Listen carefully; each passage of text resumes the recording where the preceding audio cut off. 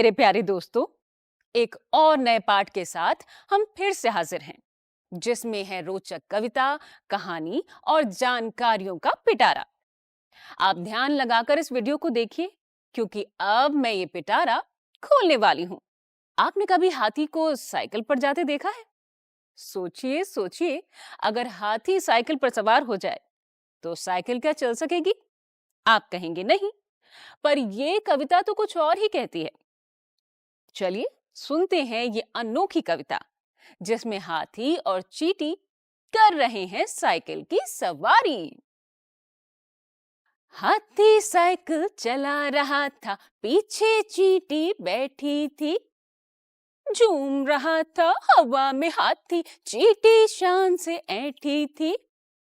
हाँ तभी चढ़ाई सीधी आई, लगे हाँफने हाथी दद्दा। चरर मरर चू रुकी साइकिल, लगा सरकने पीछे चक्का।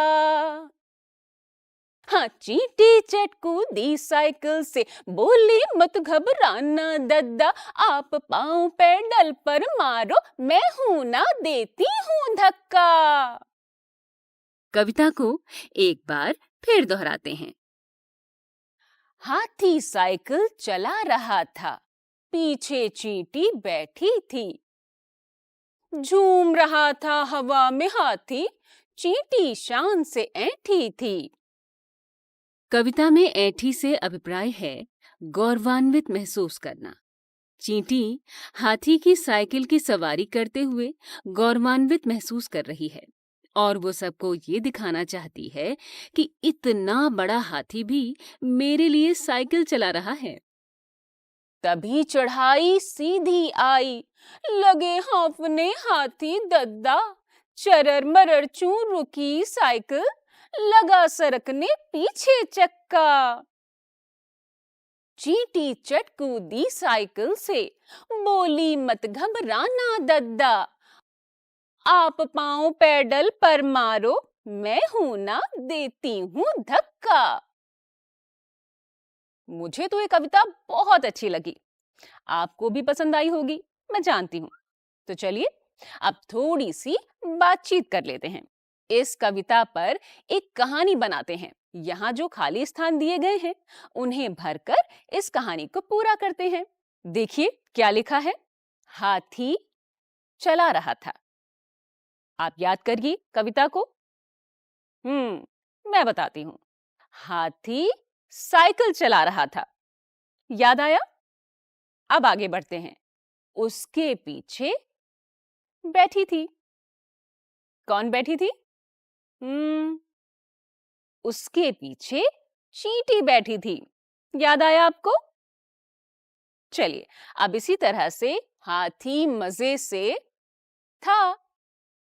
हाथी मजे से क्या कर रहा था? झूम रहा था। और चींटी थी, क्या थी? शान से क्या थी? ऐंठी थी। तो यहां पर आपको लिखना है। अब इसी तरह से आगे की कहानी के रिक्त स्थानों को भरिए और इस कहानी को पूरा कीजिए।